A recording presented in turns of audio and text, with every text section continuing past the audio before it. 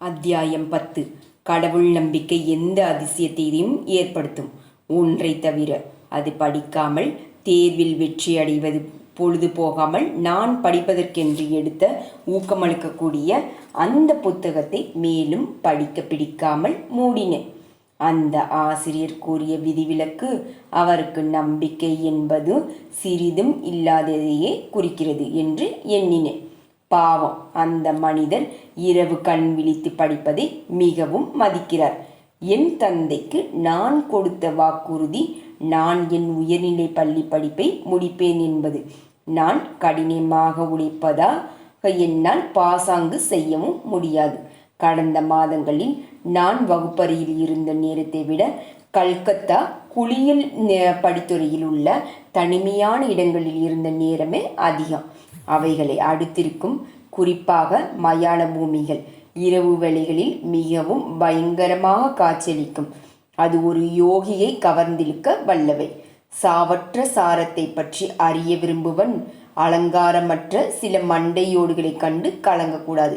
பலவிதமான எலும்புகள் நிறைந்திருக்கும் இருண்ட மயானத்தில் மனிதனது பலவீனம் தெள்ள தெளிவாகுது. இந்த மாதிரியான என்னுடைய நடுநிசி கண் விழிப்பு அறிவாளியினுடைய போக்கிலிருந்து வேறுபட்டதாக இருந்தது. இந்து உயர்நிலை பள்ளியின் ஆண்டு தேர்வுகள் நடக்கும் வாரம் வேகமாக நெருங்கி கொண்டிருந்தது. இந்த தேர்வு காலம் மயான பூமிகள் எழுப்பும் பயத்தை போலவே எல்லோரும் அறிந்த பயத்தை கிளப்பும். இருந்தாலும் என் மனம் அமைதியாக இருந்தது. பிசாசுகளை பற்றிய பயப்படாமல் நான் விரிவுரை கூடங்களில் கிடைக்க முடியாத அறிவை தோண்டி எடுத்து கொண்டிருந்தேன். ஆனால் சுவாமி பிரணவானந்தரை போல ஒரே சமயத்தில் இரு இடங்களில் தென்படக்கூடிய கலையை நான் கட்டிருக்கவில்லை.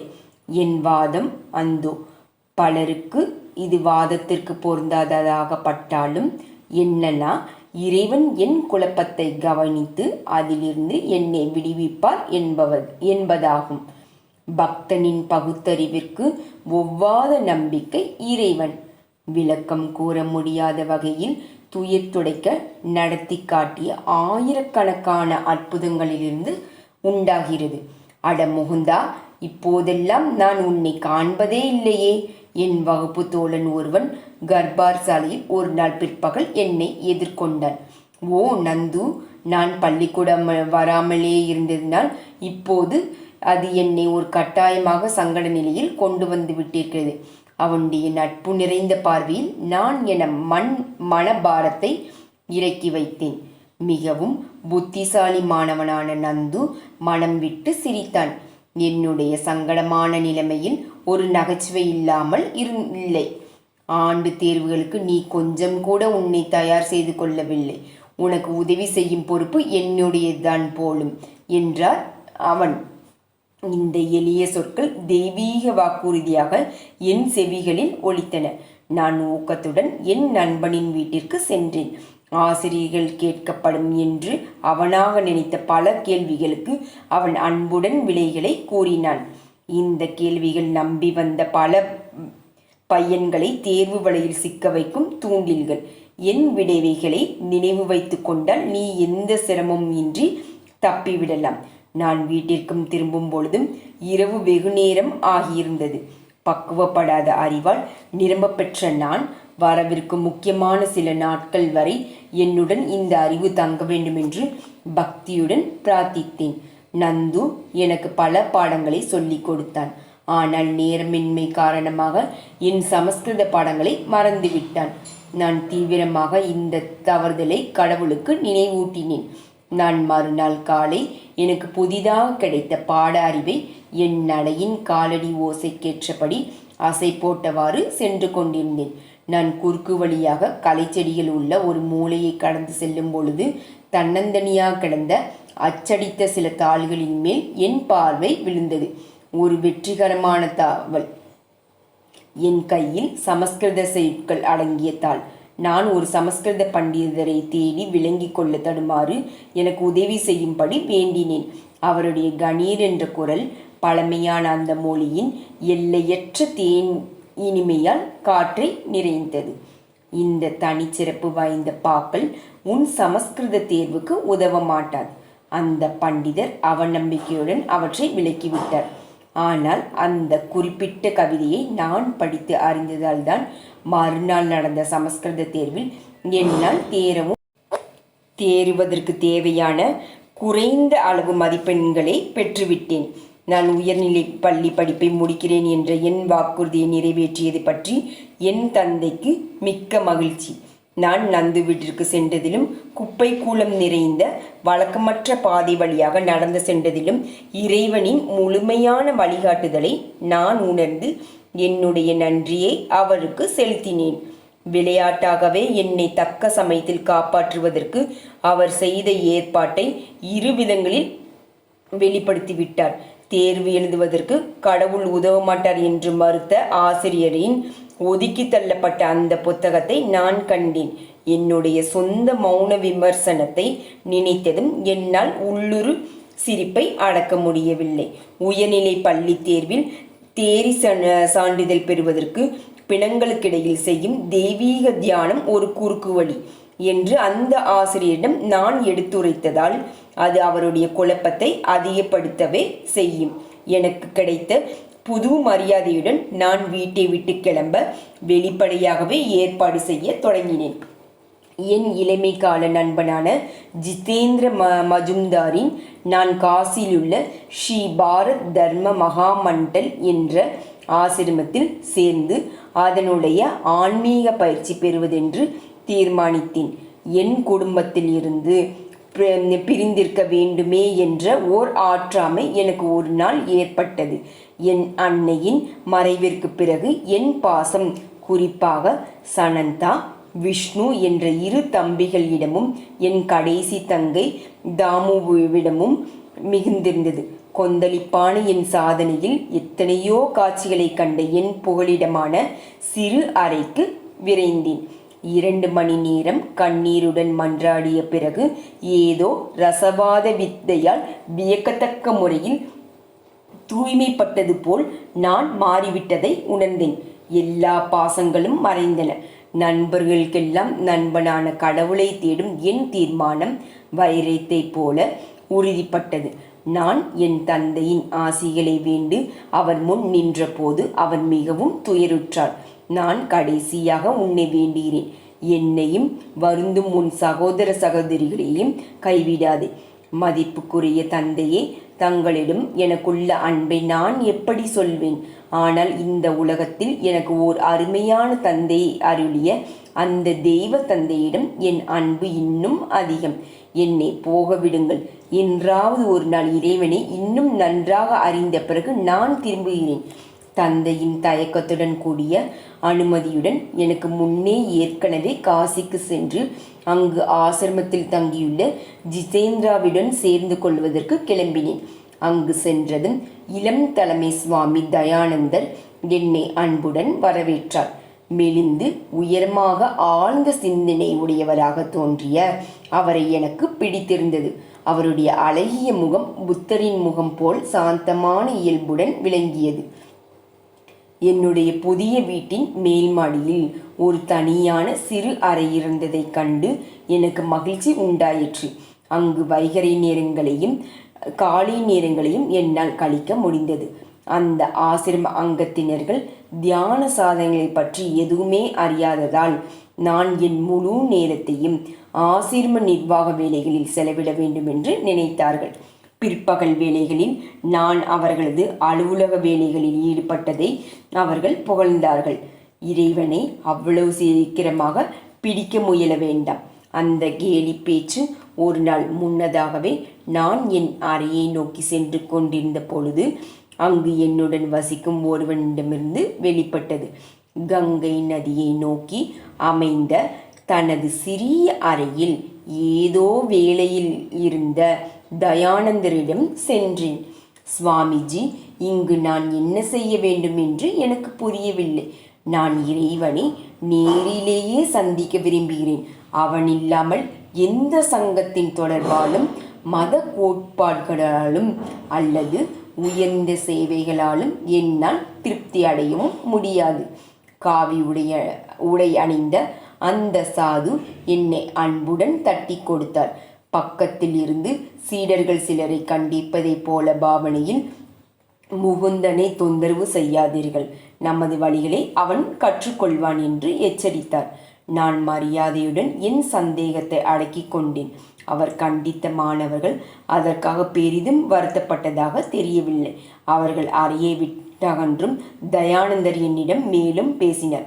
முகுந்தா, உன் தந்தை வழக்கமாக உனக்கு பணம் அனுப்பி கொண்டிருப்பதை காண்கிறேன். இது உனக்கு பணம் வேண்டியதில்லை. தயவு செய்து அதை திருப்பி அனுப்பிவிடு. உன்னுடைய ஒழுங்குமுறைக்கு இன்னொரு விதி. உன் ஆகாரத்தை பற்றியது. உனக்கு பசி இருந்தால் கூட அதை பற்றி பேசாதே. பட்டினி என் கண்களில் பளிச்சிட்டதோ என்னவோ எனக்கு தெரியாது. பசி என்பது எனக்கு நன்றாகவே தெரிந்தது. ஆசிரமத்தில் முதல் ஆகாரத்தின் நேரம் எந்த மாற்றமும் இல்லாமல் பகல் 12 மணிதான். நான் என் வீட்டில் 9 மணிக்கு முழு காலை ஆகாரம் சாப்பிட்டு பழகியிருந்தேன். அந்த 3 மணி நேர இடைவெளி தினமும் முடிவில்லாது நீண்டு கொண்டே போனது. 10 நிமிட நேரம் தாமதமானால் கூட சமையல்காரர்களை கண்டிக்கும் கல்கத்தா ஆண்டுகள் சென்று மறைந்து விட்டன. இப்போதெல்லாம் நான் என் பசியை கட்டுப்படுத்த முயன்று கொண்டிருந்தேன். நான் ஒரு 24 மணி நேர உண்ணா நோன்பை முடித்திருந்தேன். அதனால் 2 மடங்கு அவளுடன் மறுநாள் மதிய உணவை எதிர்பார்த்திருந்தேன். தயானந்தரின் ரயில் வண்டி தாமதமாக வருகிறதாம். அவர் வரும் வரையில் நமக்கு சாப்பாடு கிடையாது. ஜிதேந்திரா இந்த தீயிலை தரும் செய்தியை கொண்டு வந்தான். 2 வாரங்கள் வெளியூர் சென்றிருந்த சுவாமியை வரவேற்கும் முறையில் பல சுவையான பண்டங்கள் தயாரிக்கப்பட்டிருந்தன. பசியை தூண்டும் சமையலின் நறுமணம் எங்கும் கமழ்ந்தது. எதுவும் கிடைக்காத பொழுது முதல் நாள் பட்டினி கிடந்ததால் தானே என் கர்வத்தை அல்லாமல் நான் வேறு எதை விழுங்குவது? கடவுளே, வண்டியை துரிதப்படுத்துங்கள். தயானந்தர் எந்த தடையை கூறி என்னை மௌனமாக்கினாரோ அந்த தடையை படி அளக்கும் இறைவன் பொருட்படுத்த மாட்டானோ என்று நினைத்தேன். இறைவனின் கவனம் வேறு எங்கோ இருந்தது. நிதானமாக சென்ற கடிகாரம் நேரங்களை கடத்தியது. எங்கள் தலைவர் உள்ளே நுழையும் போது இருட்டு தொடங்கியிருந்தது. நான் ஒரே மகிழ்ச்சியுடன் அவரை வரவேற்றேன். தயானந்தர், நீராடி தியானம் செய்த பிறகுதான் நமக்கு உணவு கிடைக்கும். ஜிதேந்திரா மறுபடியும் ஒரு அபசகுன பறவை போல அந்த செய்தியை கொண்டு வந்தான். நான் விழுந்துவிடும் நிலையில் இருந்தேன். பட்டினியிருந்து பழக்கப்படாத என் இளம் வயிறு தீவிரமாக துளைத்தெடுத்தது. நான் பார்த்த பட்டினிக்கு பலியானவர்களின் படங்கள் ஆவி உருவம் போல் என் முன் தோன்றியது. காசியில் பட்னியால் ஏற்படக்கூடிய அடுத்த சாவு இப்பொழுதே இந்த ஆசிரமத்தில் ஏற்பட போகிறது என்று நான் எண்ணினேன்.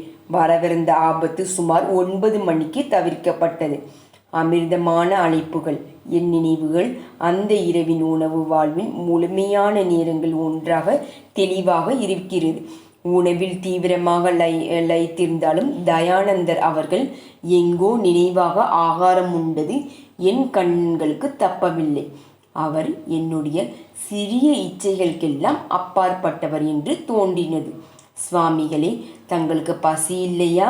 ஆனந்தமாக வயிறார உணவு உண்ட பிறகு நான் அந்த தலைவருடன் அவரது படிப்பறையில் தனித்திருந்தேன். ஆமாம், அவர் கூறினார். நான் கடந்த 4 நாட்களாகவோ உணவோ பானமோ இல்லாமல் தான் கழித்தேன். சாதாரண உலக மனிதர்களை பலவித அதிர்வலைகளில் நிரம்பியுள்ள ரயில் வண்டிகளில் நான் உணவு உண்பதே இல்லை. நான் பின்பற்றும் சந்நியாச பிரிவின் சம்பிரதாயப்படியான சாத்திர விதிமுறைகளில் கண்டிப்பாக பின்பற்றுகிறேன். என் மனதில் நம் நிர்வாகத்தை பற்றிய சில சிக்கல்களே உள்ளன. இன்றிரவு இங்கு சரியாக சாப்பிடவில்லை, என்ன அவசரம்? நாளைக்கு கவனமாக சரியான உணவு உட்கிறேன் என்று ஆனந்தமாக சிரித்தார் அவர். வெட்கம், மூச்சு திணறுவது போல் என்னுள் பரவியது. ஆனால் வேதனையுடன் கழித்த அந்த நாளை நான் எளிதாக மறக்க முடியவில்லை. மேலும் கூற துணிந்தேன். சுவாமிகளே, உங்கள் அறிவுரைகளை பின்பற்றுவதில் எனக்கு கொஞ்சம் குழப்பம்.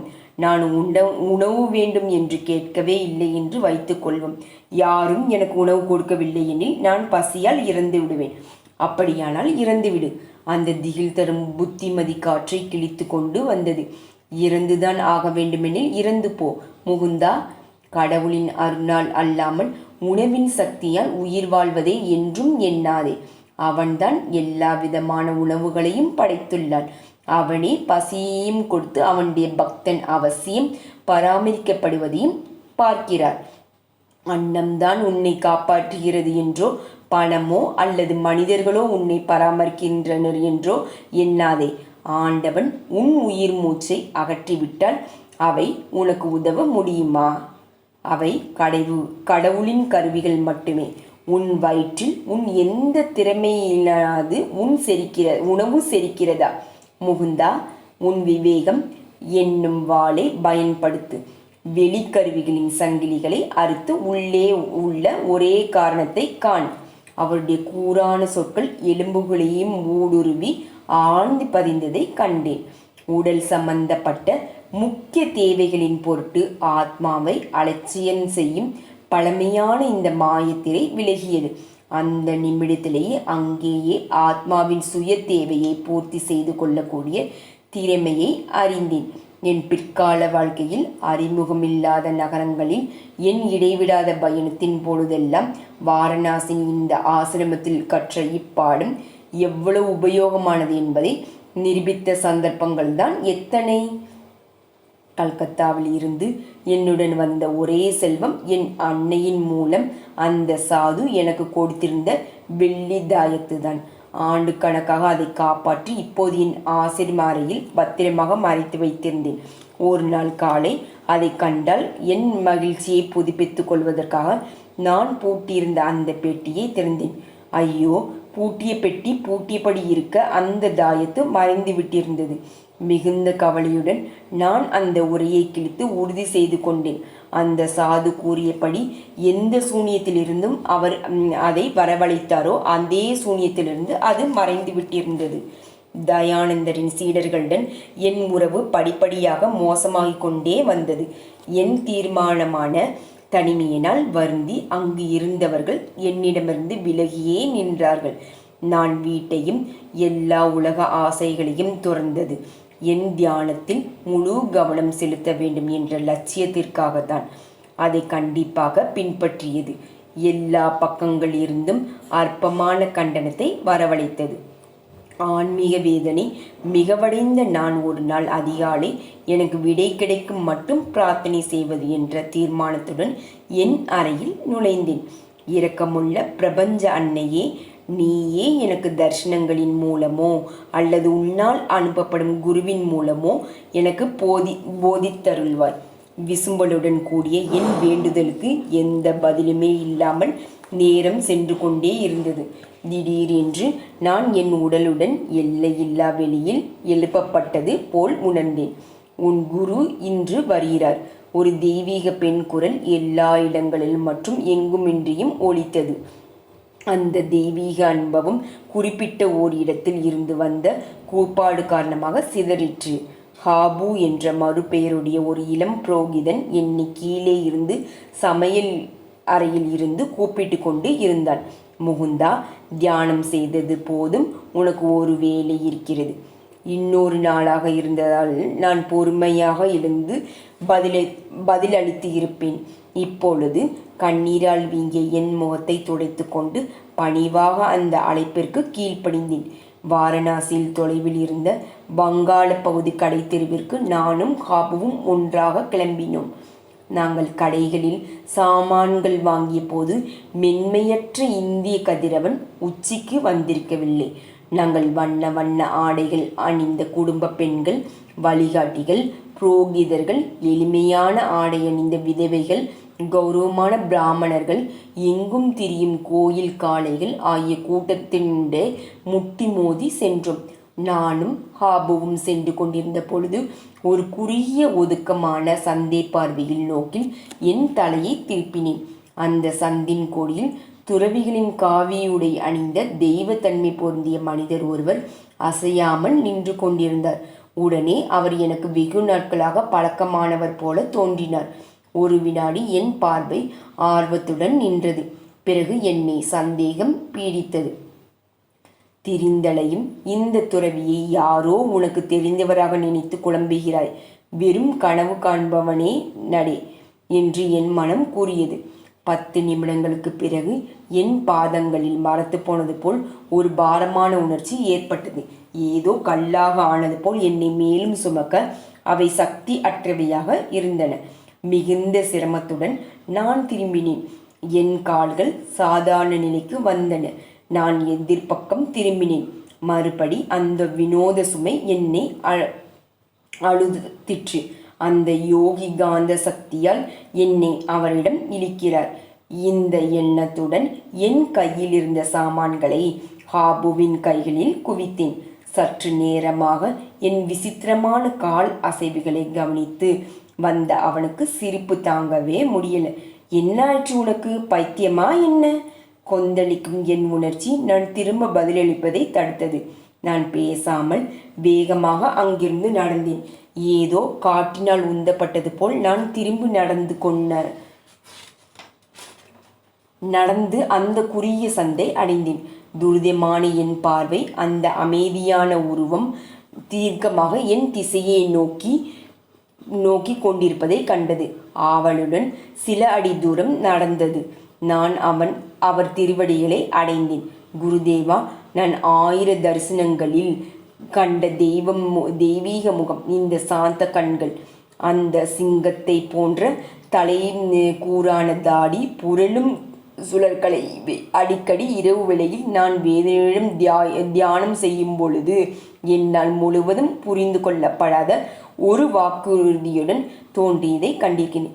ஓ, எனக்கே உரியவனே, நீ என்னிடம் வந்துவிட்டாய். என் குரு இந்த வாக்கியத்தை வங்காளியில் ஆனந்தத்தினால் நடுங்கிய குரலுடன் திரும்ப திரும்ப கூறினார்.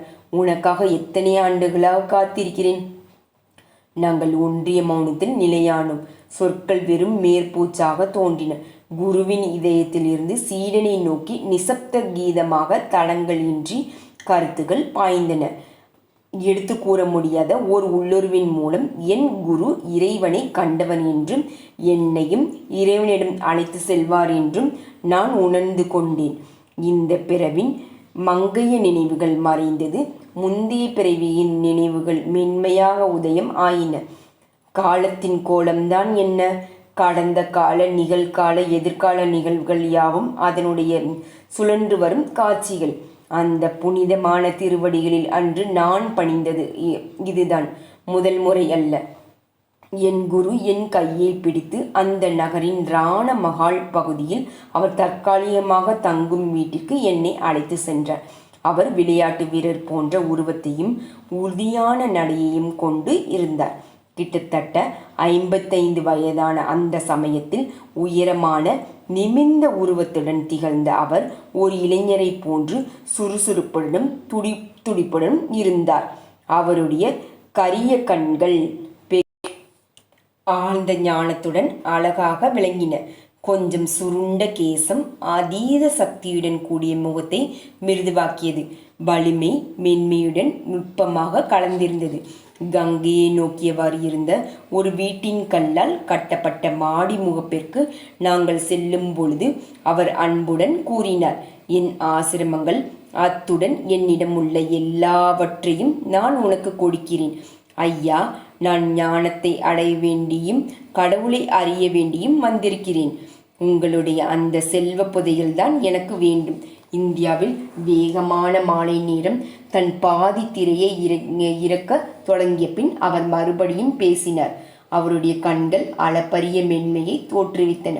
நான் உனக்கு என் நிபந்தனையற்ற அன்பை அளிக்கிறேன். எவ்வளவு விலை மதிப்பற்ற சொற்கள்!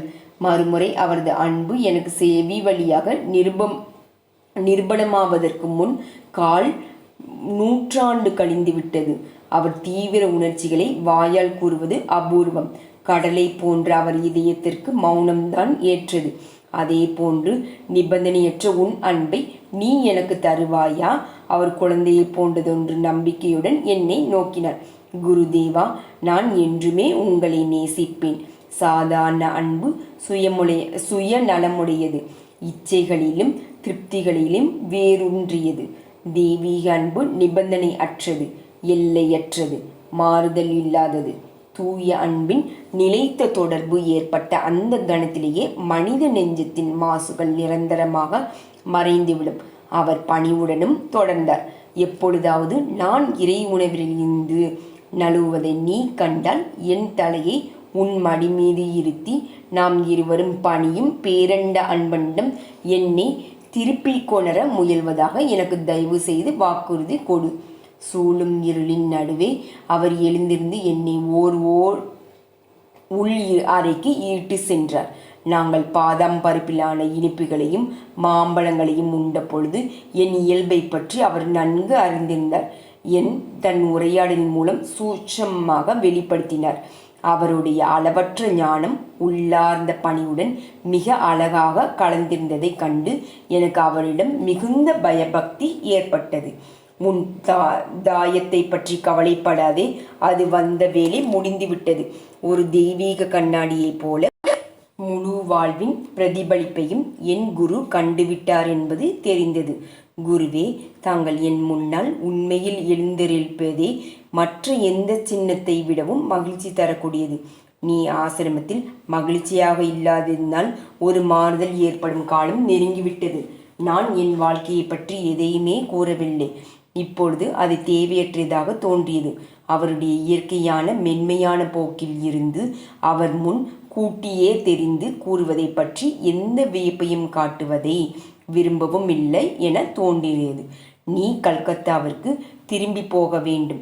மனித இனத்திற்கு நீ அளிக்கும் அன்பிலிருந்து உறவினர்களை ஏன் விலக்க வேண்டும்? அவருடைய கருத்து என்னை திகைப்பூட்டியது. கடிதம் மூலமான பல வேண்டுதலுக்கு நான் பதில் எழுதாவிட்டாலும் என் வீட்டார் நான் திரும்பி வந்து விடுவேன் என்று எதிர்பார்த்தனர். அனந்தா குறிப்பிட்டிருந்தாள். அந்த இளம் பறவை ஆன்மீக வானங்களில் பறக்கட்டும். அந்த வான அழுத்தத்தின் பாரதத்தில் அதன் இறக்கைகள் சோர்ந்துவிடும். நாம் அவன் கீழ் நோக்கிய பாய்ச்சலுடன் வீட்டை நோக்கி வந்து அவனது சிறகுகளை மடக்கி கொண்டு பணிவுடன் நமது குடும்ப கூட்டில் தங்கப்போவதை காண்போம். உற்சாகம் இழக்க செய்யும் இவ்வூமை என் மனதில் இன்னும் பசுமையாகவே இருக்கவே நான் கல்கத்தாவின் திசை நோக்கி பாய மாட்டேன் என்று தீர்மானம் செய்திருந்தேன். ஐயா, நான் வீட்டிற்கு திரும்ப மாட்டேன். ஆனால் தங்களை பின்பற்றி எங்க வேண்டுமானாலும் செல்ல தயார். தயவு செய்து தங்கள் பெயரையும் விலாசத்தையும் தாருங்கள். சுவாமி ஸ்ரீ யுக்தேஸ்வரர் கிரி என் முக்கிய ஆசிரமம் செராரம்பூர் ராய்காட் சந்தில் உள்ளது. நான் இங்கு என் தாயாரை காண்பதற்காக சில நாட்களுக்கு மற்றும் வந்திருக்கிறேன். தன் பக்தரிடம் கடவுளின் சிக்கலான விளையாட்டை பற்றி நான் வியந்தேன். செராரம்பூர் கல்கத்தாவிலிருந்து 12 மைல் தொலைவில் தான் இருக்கிறது. இருந்தும் எனக்கு என் குருவின் தரிசனம் அந்த பக்கங்களில் கிடைக்கவில்லை. நாங்கள் எங்கள் சந்திப்பிற்காக புராதன நகரமாகிய லாகிரி மகாசயரின் நினைவுகளினால் புனிதமாக்கப்பட்ட காசிக்கு வந்து சேர வேண்டியிருந்தது. மேலும் புக்தர், சங்கராச்சாரியர் மற்றும் தெய்வத்தன்மையுள்ள பல யோகிகளின் திருவடிகள் கூட இந்த மண்ணை புனிதமடைய செய்திருந்தன. நீ 4 வாரங்களில் என்னிடம் வருவாய். முதல் தடவையாக அவருடைய குரல் கடுமையாய் இருந்தது. நான் என்னுடைய நிரந்தரமான அன்பை உனக்கு தெரிவித்து உன்னை காண்பதில் என்னை மகிழ்ச்சியை காண்பித்ததால் என் வேண்டுகோளை புறக்கணிக்க உனக்கு சுதந்திரம் இருப்பதாக நினைக்கிறாய். அடுத்த தடவை நாம் சந்திக்கும் பொழுது நீ என் ஆர்வத்தை திரும்பவும் எழுப்ப வேண்டியிருக்கும்.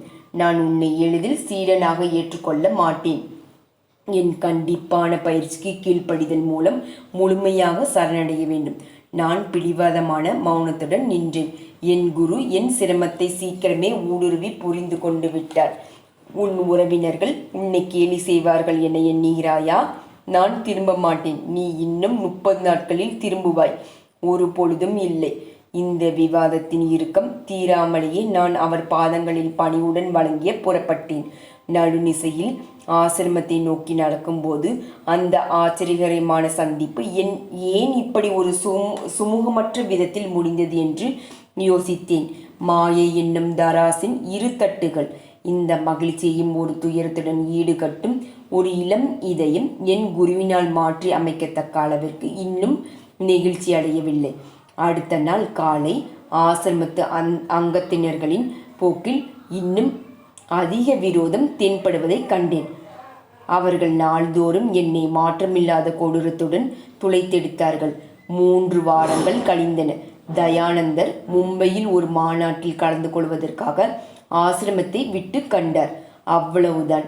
துரதிர்ஷ்டம் பிடித்த என் தலையில் எல்லா தொலைகளும் வந்து விழுந்தன. முகுந்தன் ஒரு புல்லுருவி. ஆசிரமத்தில் எல்லா வசதிகளையும் அதற்கான வேலை எதுவும் செய்யாமல் ஏற்றுக்கொள்கிறான். இந்த குற்றச்சாட்டை தற்செயலாக கேட்டுவிட்டு தந்தைக்கு என் பணத்தை திருப்பி அனுப்பி சொல்லிய வேண்டுகோளை ஏற்றுக்கொண்டதை நினைத்து முதல் தடவையாக வருந்தினேன். பெரும் வேதனைப்பட்ட இதயத்துடன் நான் என் ஒரே நண்பனான ஜிதேந்திராவை அணுகினேன். நான் இங்கிருந்து கிளம்புகிறேன். தயவு செய்து தயானந்தர் வந்ததும் என் மரியாதை கலந்த வருத்தத்தை அவரிடம் தெரிவி என்றேன். நானும் கிளம்பி விடுகிறேன். இங்கு தியானம் செய்ய வேண்டும் என்ற என் முயற்சிகளையும் உன்னுடையதை விட அதிகமாக வெற்றியடையவில்லை. ஜிதேந்திரா தீர்மானத்துடன் பேசினான். நான் தெய்வீக தன்மையுடைய ஒரு யோகியை சந்தித்தேன். நாம் சேராராம்பூரில் உள்ள அவரிடம் செல்லலாம். எனவே அந்த பறவை அபாயகரமாக கல்கத்தாவிற்கு அருகாமையில் பாய தயாராக இருந்தது.